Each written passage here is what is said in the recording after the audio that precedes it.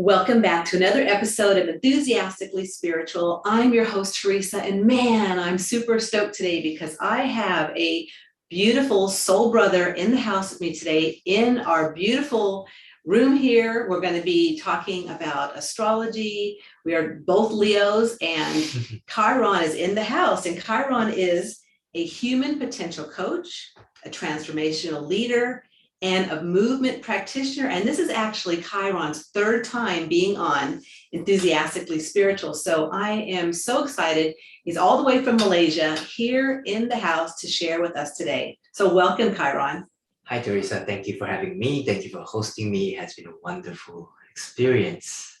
It sure has. I mean, especially that this is coming up to our birthday week. We're both Leos. Yeah, I think we're only 2 days apart. I'm on July 26th and you are? July 28th. Yeah, very close, just different years. Different years, yeah. So we wanted to talk a bit today about the Leo energy that's going to be emerging, coming in the next couple of weeks, and how we can support the listeners and all of you out there who are maybe have Leo in your chart or maybe don't, but we're all going to be embracing this powerful energy. So wanted to definitely tap into that today.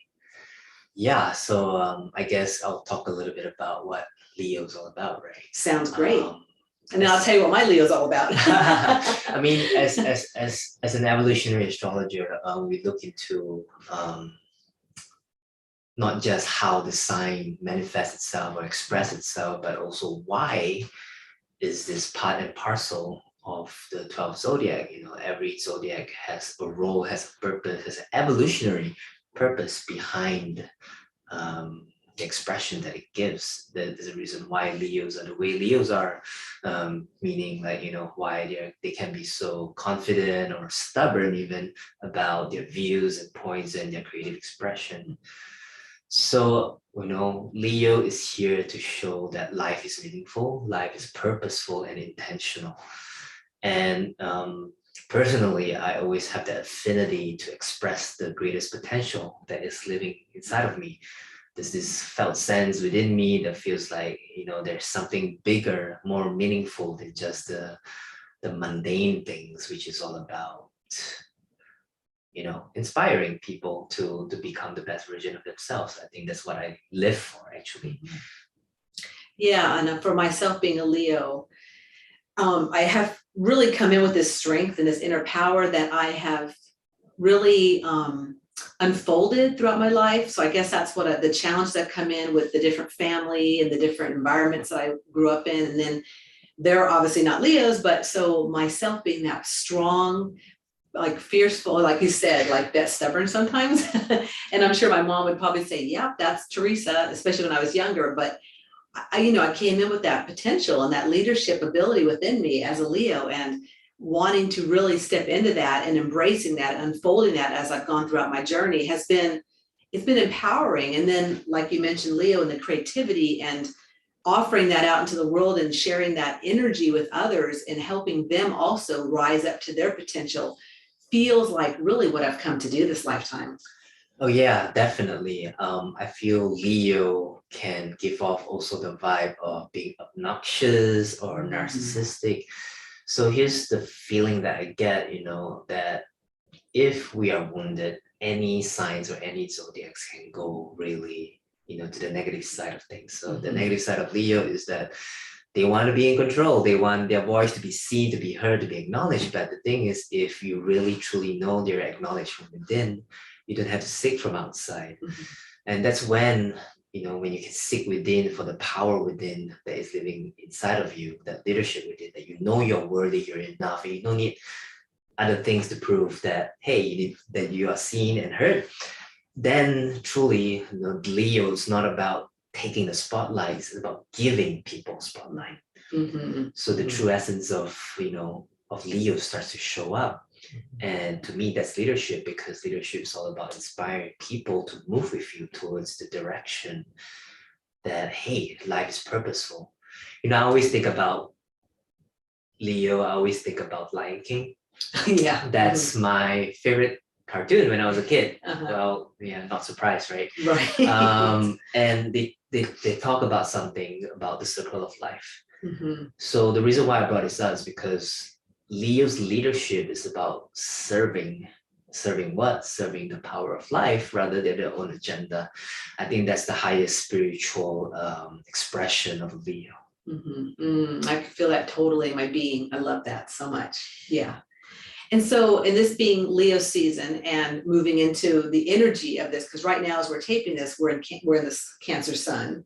Oh yeah. So in 2 days or a day and a half by now, we're going to be moving into this Leo energy. So I'd like to talk a little bit about some of the transits that are coming up in the next 2 weeks and then beyond, because we're in a really unique energy right now of, I know a lot of people, because I just got back from a expo this past weekend, a lot of people were like, what am I doing? Where am I going? Really kind of that feeling of just kind of transformational, but yet ungrounded in a certain way. Yeah. So I'd love you to share a couple of the big transits that are coming up in the next few weeks into, moving into the future. Gotcha. To talk about the future, we got to bring in the context of the past. Over the last couple of weeks before in July, especially in the beginning of July, as you said, Cancer, Sun is transiting Cancer along with Mercury, and it was just a weekend ago that Sun Mercury was in a conjunction, right? And while all that is happening, it's opposing Pluto. So the last 2 weeks, there's a lot of like news, people dying or freak accidents, people discovering that they have health issues and they have to work on it. I think when Pluto transits any planet, especially the Sun and Mercury, it's like, hey, watch out for your health, watch out for where you're going. And personally, I have my own near-death experience myself.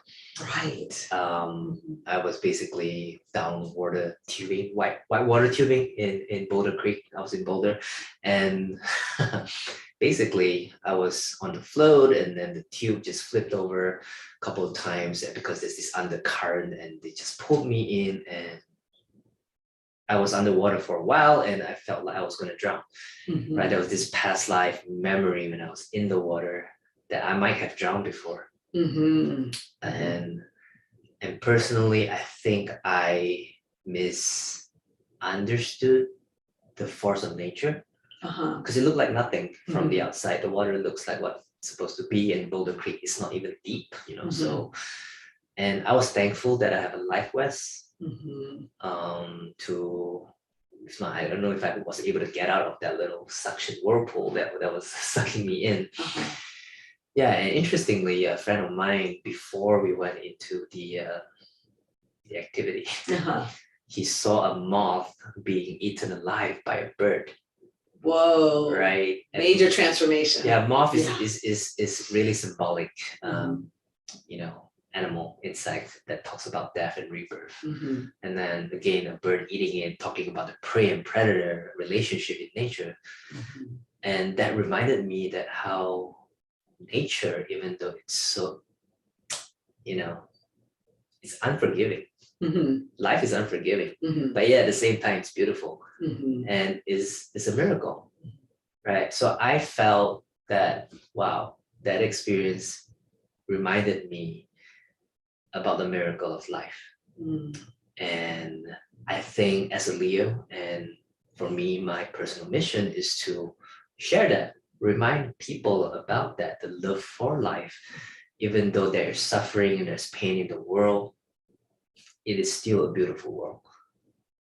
I totally agree. And I think that would be a major key to bring up, that you're bringing forth now, is the fact that even if the world is in chaos and constant change, which it's always change, right? Yeah. Change is constant. That embracing some of these bigger energies that are coming up and really seeing where your energy's at and how it can help you and assist you on your way. And that's a lot of what I found through astrology for myself. Yeah.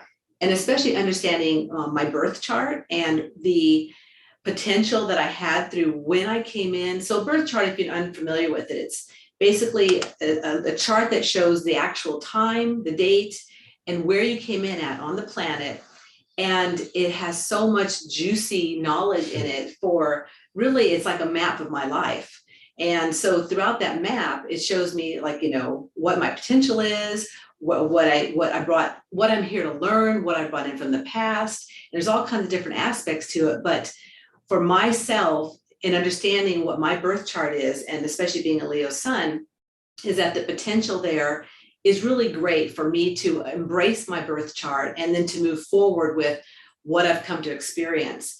And so I absolutely love astrology, and I love the fact that there is this beautiful tool that we can all access and understand in certain ways, because it's really dynamic, and there's all kinds of, like you do evolutionary astrology, there's shamanic astrology, there's Vedic astrology, there's all kinds of unique ways to really embrace this birth chart. But I want to really talk a little bit about the uniqueness of how each person in the soul of what they've come in to do, and how this birth chart really showcases what that potential is, and how they've come in to really shine the most, the most that they can throughout their life. Yeah. No matter what method we use to self-discover ourselves, I think the most important thing is really to inquire within, right? And not to take answers from someone else. Sure, they can give us a guide, as a reference, but in the end of the day, it's our relationship with who we are. So I just want to point that, if you're a Leo and if you're not sharing your voice, your creative projects, then you're missing out a lot in life. I used to be afraid of my voice. I used to be afraid of what I write and if people are going to judge it. I used to be afraid of leading and directing and mentoring and coaching, and today I'm actually doing all of it. Yeah, so I can see how, how Leos, when they are not shining, they can be really frustrated from within, and sometimes that can really turn things upside down, right? And along with that, this potential thing that we talk about, this birth chart. Birth chart is basically a snapshot of your birth, right? How the sky looked like when you were born. And the reason why we use this to see as a reference, as a map, is because we go through basically the principles of as above and so below, right? Nature is a powerful reflector. It's a mirror to our innermost consciousness. So I definitely do see astrology as the study of nature, the study of seen and the unseen, and the connection between the both of it. So the potential is like a seed, right? There's this fun word that I found when I was just researching about potential, is entelechy, right? Entelechy. Okay. So what it means is basically how an acorn, the destination or the destiny of the acorn is to be an oak tree, or the destination of the caterpillar is to be a butterfly. I think as humans, our destination is to be as close to God as possible. And I mean, that is just referred, been described in a lot of myths, not just in the Western culture, but also the Eastern culture, is to be able to express your divinity within the earthly realm. So the thing is that because we humans are all different and we're all unique, and there's so many different souls coming to Earth with different levels of consciousness, different, maturity, just like there is a toddler, a child, a teenager, and adult souls, and we're all working on different lessons. So the potential is unique from person to person, and I think everybody has its own destiny, their own gifts and talents, like you say. And I guess this is why I'm passionate about what I'm doing as a human potential coach, and facilitating transformational leadership is really, in the backdrop of it, is really helping people to recognize their potential, cultivate the seed, and allow it to flourish. Because my belief, and this is just my personal opinion, is that if every single person actually 100% fully committed to their dreams, to their potential, I think this world will be a better place, more harmonious place, where we are just experiencing the sharing of gifts in this world. Yeah, and for yourself, I mean, your journey has clearly, you've done a 360 with your journey from coming when you were younger and having lots of autoimmune issues and skin problem, things like that. And so it was funny because this morning I was taking a walk outside and I was really tuning into how when I came in, like I'm a spark and that seed and the uniqueness that I brought into my life and how each person's potential and that uniqueness and what my soul has come to do is what no other soul on the whole planet's come to do. Exactly. And that, I mean, and that's like the macro, the bigger picture, right? Yeah. I mean, if you think in a perspective, we are just a speck of dust from the perspective of the universe. But at the same time, our existence is more unlikely than finding a needle in a desert. That's a crazy needle in a desert. So here's the thing, like we are a miracle. You're a miracle, I'm a miracle, we are a miracle. But the problem today is that we lose perspective when we have all these human issues of that. I don't want to say it's insignificant, like money problems, time problems, attention problems, health problems.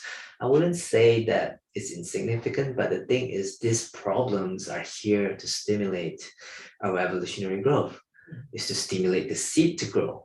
Right? If there's no pressure, there's no stress in life, the seed wouldn't grow. Right. Which is what I believe all this last 2020 on was about, really. Yeah, I mean, we have a grand transit in 2020 where Pluto and Saturn, has a huge party with the other planets, 6 planets in Capricorn, basically. And we're all forced to really reflect on the theme of death and impermanence, to really see like what are our old ways that needs to change. I mean, at the end of the day, death is not about the end of things, but change. Transition. We never die. As a soul, we never die. Yeah. It's just moving from one form to another form. Yeah. I mean, to support that theory, right? We are energy. We're energy beings, right? Yeah. And basically in the science, energy cannot be created or destroyed. So it can only change from one form to another. I just want to support that understanding through the language of science. Yeah, that's really good. And so realizing the potential that we all have within us and how to access that energy and how to really do what you came to do in the midst of outside influences trying to control, outside influences trying to, really put up all these barriers of insecurity and anxiety and fear and not really wanting, there's obviously forces here that don't want us to step into our greatness and understand the fact that we can get our own answers. We've got our own team of inner guidance. We've really got this ability and potential to really expand and do what we've come to do. So to me, that's also a big part of where we're at right now, is really gathering for ourselves the truths, that the universal truths, working with tools and techniques in spirituality and astrology, and even like your lifeline technique you've worked with, to really help our journeys along. And so that's, to me, I've worked with you for for a year and a half now or so. It's been a while. It's been a while. Yeah. And that's where I just have found these beautiful souls that have come to and shown up at the right timing for myself. And that's really why I love sharing people and love doing these podcasts, is because I give a variety pack of tools and techniques that if you resonate with that and resonate with, with Chiron and what he's offering, that he's got beautiful support for where you're at and meeting you. And that's, to me, a real key it's like a key in the door for each soul and each person. It's like, okay, hey, I've got my key now. Let me turn this and let me open the door to the next step, because to me, it never ends to my last breath. So I'm constantly transforming and shifting. And so it's so interesting that you mentioned the key, because my Chiron, the planet, the asteroid, or it's a hybrid. The glyph is a key. Is it really? It is a key, right? It looks like a key. And I do see that, I've been searching for keys all my life. And I think why I'm on this path is because there's so little references in the world on how to be authentic, on how to listen for insights rather than getting answers. I think there's a difference between insights and answers. I think insights is something that you recognize from within, and then that is a 1-degree shift to change the way you see the world. And when you change the way you see the world, your choices change. And when your choice change, you manifest different things and you experience different things. I think we trap ourselves again and again is because we think we want something, but actually there's another force that is within us that is holding us back from getting that. So no matter how many answers we get from books, from teachers, from mentors, in the end of the day, we have to take responsibility for our own life, right? And really discover. So the problem is that I don't think we lack information. I don't think we lack even, I don't think we lack money. I don't think we lack time. I don't think we lack all this, even our attention or energy. I think we lack the ability to change, to make choices that helps us change. Because we can have all the money, time, energy, everything that you want in the world, yet we can still live in scarcity. We can still live in poverty. We can still live in this state where we are so unfulfilled and frustrated. And so I'd love to segue into that with you, because you've created a beautiful webinar coming up soon called Scarcity to Prosperity Living Webinar. And I think that's, especially right now in this United States, where, in a recession, we've got inflation's out, skyrocketed. A lot of people are really suffering because the money isn't going as far as it was, but yet, like you're just saying now, I mean, the prosperity and the ability to create, abundance in our lives, whether it be for our food or for the monetary abundance, it's there. It's just how to access that. Yeah, totally. Let's just start by defining what prosperity is. Okay. I think we have misunderstood what it means to prosper or be prosperous. So prosperity is not about abundance, even though it's related to abundance, right? Prosperity, if you look up the word in the etymology all the way to the 14th century in Latin, right? It means to align our actions with our outcomes, right? So that things meet with our expectations, our wishes, and hopes and inspiration. What it means is an action that is aligned, right? To the things that is living within us, so the desire that is living within ourselves. So we can have all the resources, I call them well-being currency, right? Time, energy, attention, money, they're all well-being currency. Things that you use to invest, right? You don't just invest money, you invest your energy, your time. So we can have abundance of all of this, but if we don't make right choices or choices that align to our innermost desire or our values, we still live in scarcity because the outcome of what we want is not aligned to our desire. So what I teach here or I speak in this webinar is a 1-hour webinar with a 15 minutes Q&A session at the end, which is all about understanding choice management, the core principles of it, and how if you can focus on choice management instead of time, energy, and money management, right, things can shift. So prosperity is something, it's trainable, it's workable, because it's a state of mind, it's a state of being. And when you work with that, align yourself to prosperity, abundance is just an outcome. So one thing that I really teach here is that you can't control things you cannot control. Wait, say that again? You cannot control things you cannot control. Okay. So what I mean by this is that your external circumstances like time, energy, money, abundance, it's not within your control.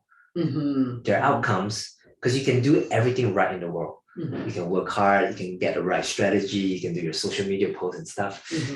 You might not get success. It's not within your control. So don't spend your time controlling it. Instead, create a conducive environment, which is all about creating, the environment of prosperity. Then you're inviting abundance. Then you're inviting more time, more energy, more money. And how do you create a conducive environment? Work with your choice management. Because here's the thing, there's conscious choice and unconscious choice. Conscious choice is your desire to achieve a certain dream, a certain hope, a certain state of living, right? But at the same time, there's unconscious choices.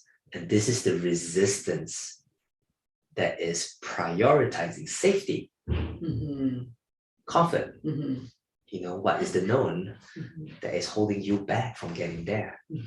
So if you can really be aware of your conscious and unconscious choices, that's when you start managing your choices. That's when you can be intentional.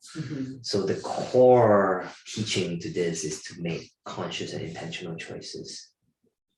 And that's also meaning that it comes back to the person and they have to really be working from their core. From within, from your own insights, not what suggestion or advices other people say to you, because that can work for them, not necessarily for you. I mean, and it could be a reference point, but they're not necessarily the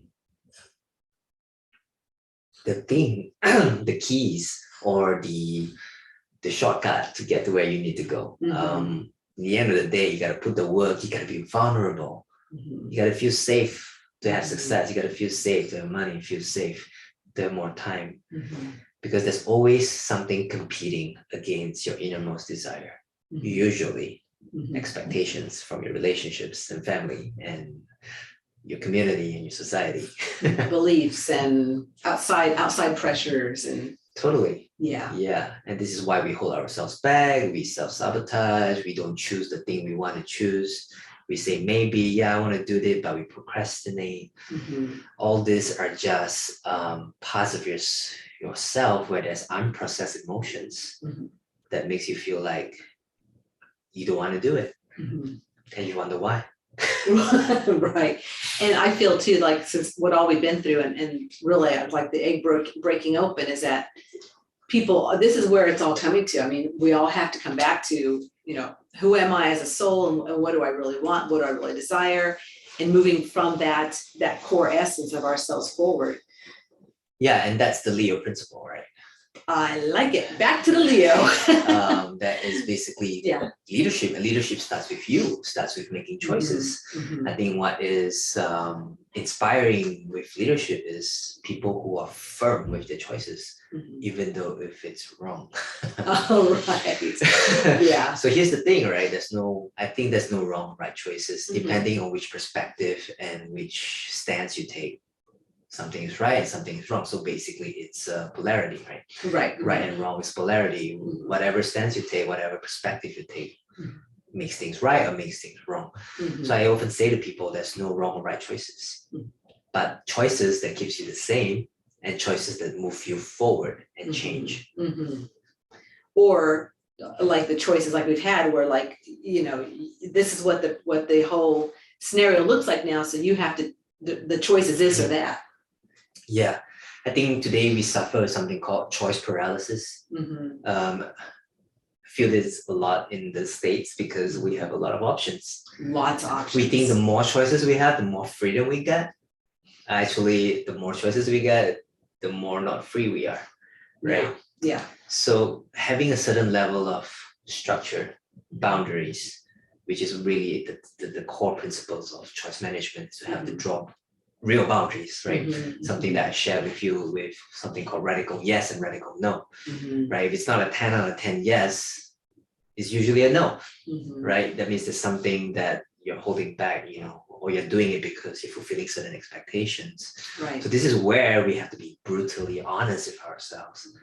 What the heck are we doing? Right. Is this aligned to our true values, true desire? Yeah. That's a big step, but that's where we're at, people. We are in that energy right now. Oh yeah, we are. Yeah. Towards the end of July, Yes. we are in that energy.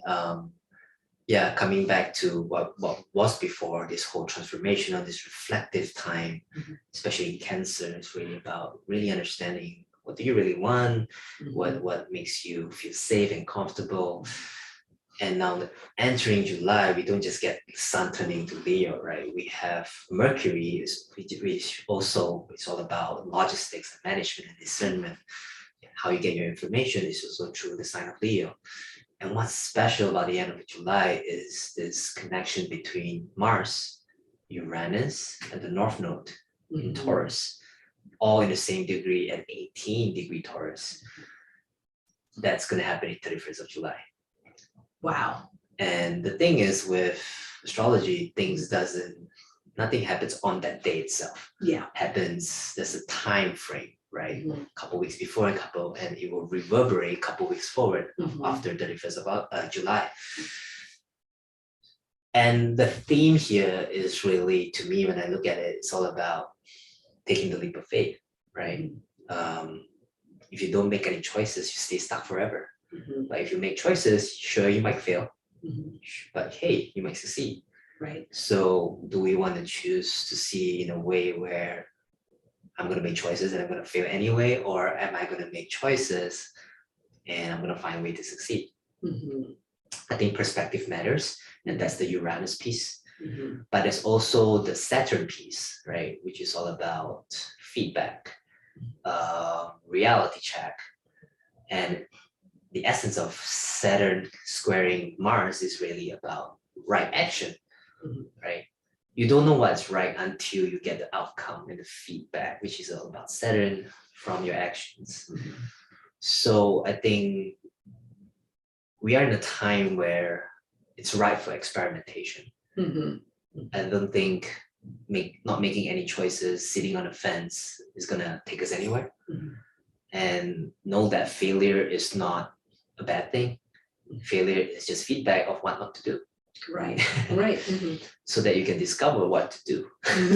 Right. Like the things that I've shared today, I didn't just come out of nowhere and figure that it's gonna work, right? Mhm. I don't know if what I say today is gonna work. Mhm. But at least from my own experience, having feedback after feedback after feedback from different clients, from my own personal experiences, it's gonna work. Yeah. That's the grind of the Saturn, right? Mhm. Right. It's to keep testing things. Mhm. Yeah, and for myself, it feels like it's a time where like hell bent fire, I'm going forward, like, and I'm just gonna try it. It's so funny because I was thinking of it, like, I almost feel inside like I just want to. This is really radical, but like shave my head, like just take it all off, and then I'm like, oh, I'm not. This is not like a Britney Spears moment, like it's not one like that, but like that's what I feel like. Like inside of me, it's like, okay, I'm not holding back anymore. It's time to go for it, and it's time to get it on. Yeah, especially when Jupiter is in Aries, it's really about redefining who you are, your sense of identity, sense of self, and also redefining your meaning behind your actions. I think when there is a purpose, when there is a strong meaning behind what you do, it drives that engine forward. Right. It's this feeling of I'll do whatever it takes because it's meaningful to me, because there's some level of conviction behind it. Now here's the thing, right? The end of July, Jupiter is also turning retrograde. And for those of you who don't know what retrograde means, it's like the planet is appearing to move backwards from the perspective of Earth. And symbolically, this means a time to really reflect in what I just said, on your meaning behind your actions.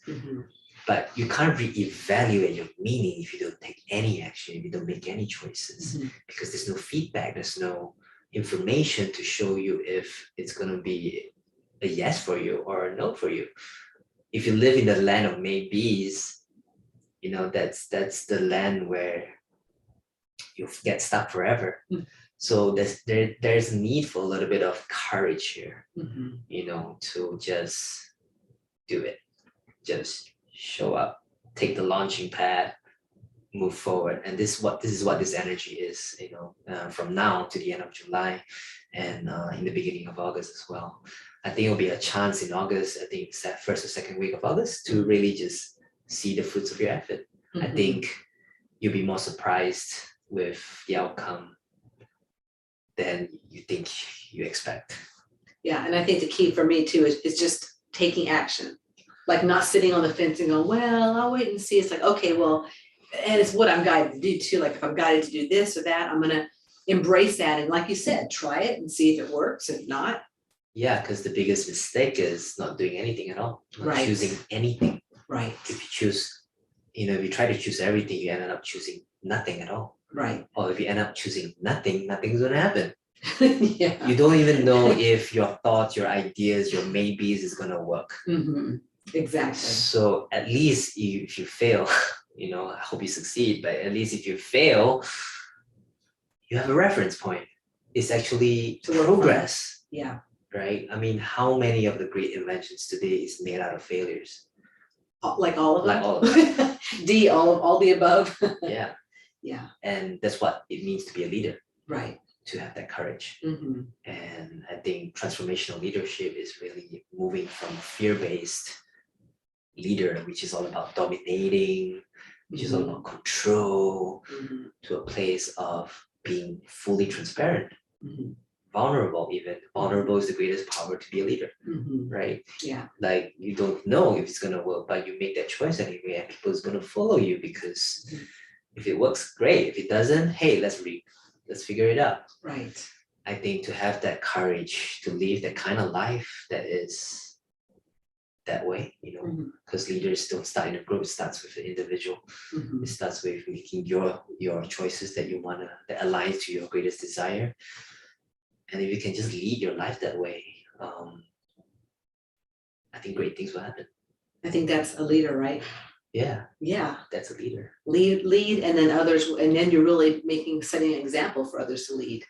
Yeah, I mean, going back to the whole miracle of life thing, I just imagine this, that I don't think the universe, when they're making stars, I don't think they know what they're doing. No, I think that's probably one of those, let's try this, maybe that, maybe. And that's the biggest fallacy I feel, Mhm.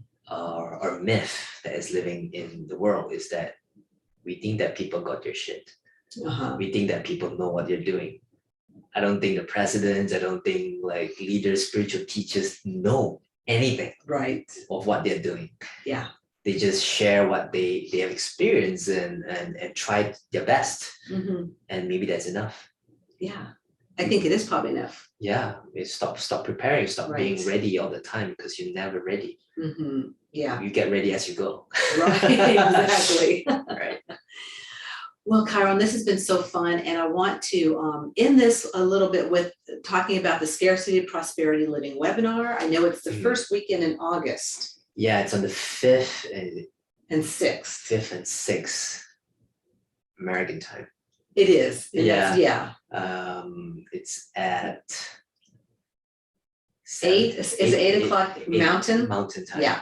All this will be in the show notes. Yeah, everybody, 8 p.m. Mountain Yeah. time. Mhm. It's gonna be an hour long, Okay. and with 50 minutes extra for a Q&A. Mhm. If you miss the 5th, then there will be again another one on the 6th. It's the same webinar, so choose one. Mhm. In the registration form, you get into a Google form where you can just choose which one you want to attend. Right, and I'll have that in the link Yeah, in the show notes for sure. yeah, and I'll send an email, the Zoom link Mhm. that's on it, 24 hours before the event. Great, great. So I'll just end this by saying happy birthday. Happy birthday to you too. May your new year be prosperous and full of courage and strength from the Leo energies. Definitely. And I thank you so much for coming all the way from Malaysia and being here today and sharing with my beautiful listeners all this amazing information about your birth chart, about the Leo energies, some of the transits coming up, some of the big transitions, shifts, and how to go from scarcity to prosperity. Yeah, make better choices. Not better, but intentional and conscious choices. Without a doubt. Yeah, if you can master that, you master anything in life. Booyah to that. Yeah. Thanks, Chiron. Yeah, thank you.